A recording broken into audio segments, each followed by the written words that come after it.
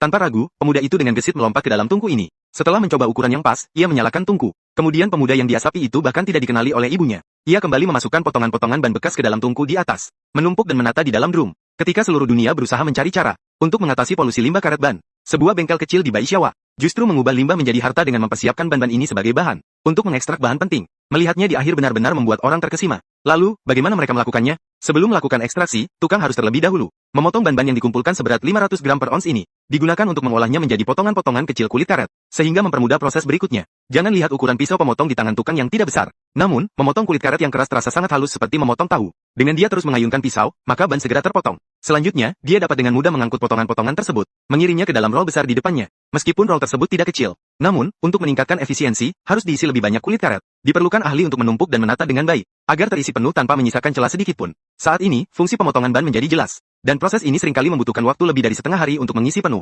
Dari segi volume, ban di dalamnya seharusnya memiliki berat beberapa ton. Setelah terisi penuh, besar pintu besi dapat ditutup. Terlihat bahwa di sekeliling pintu besi terdapat banyak baut. Untuk menyegel roll, baut perlu dikencangkan agar pintu besi terpasang rapat. Karena debu di lingkungan sangat besar, para tukang tampak seperti baru saja mandi minyak bumi. Namun, itu tidak mengganggu suasana kerja mereka yang bahagia. Karena mereka percaya bahwa selama mau bekerja keras, bos akan segera bisa mengemudikan Land Rover besar. Dan di depan ini ada dua lubang hitam, yang merupakan tungku untuk membakar roll tersebut. Bahan bakar yang digunakan untuk menghemat biaya adalah kayu yang relatif murah di daerah tersebut. Karena ruang bakar sangat besar, ini membutuhkan seorang pekerja untuk masuk ke dalam tungku, menata kayu dengan rapi hingga memenuhi seluruh bagian dalam. Pada saat ini, tukang lain mulai menyalakan api. Dengan nyala api dari kayu bakar dan percikan minyak dari sendok kecil, maka dengan cepat, nyala api yang kuat di dalam ruang bakar mulai memanaskan dan membakar roll tersebut. Di bawah nyala api yang membara, suhu di dalam roll meningkat dan tekanan cepat bertambah. Asap di dalamnya menyembur keluar dari celah-celah, seketika menyelimuti langit dalam radius beberapa ratus meter, bersamaan dengan bau karet yang pastinya tidak sedap. Bahkan melalui layar, rasanya tidak ingin bernapas. Sementara itu, mesin menggerakkan rotasi drum yang di dalamnya ada karet. Saat dipanaskan secara merata, terjadi pirolisis polimer, sehingga memisahkan zat minyak di dalam karet.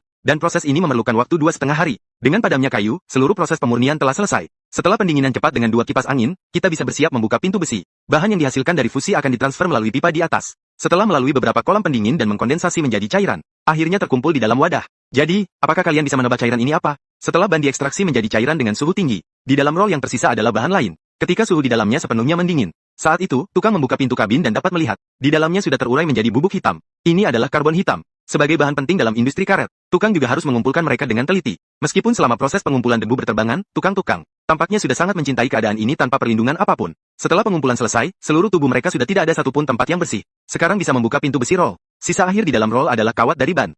Karena gerakan saat pembakaran, kawat tersebut sudah terpilin. Ditambah dengan beratnya, mengeluarkannya cukup sulit. Oleh karena itu, untuk mengeluarkan mereka dengan lancar perlu menggunakan derek cut roll. Setelah tukang terus-menerus mengubah posisi beban kait besi sedikit demi sedikit, menarik semua kawat baja seberat beberapa ton ini, dan membersihkan bagian dalam drum untuk memudahkan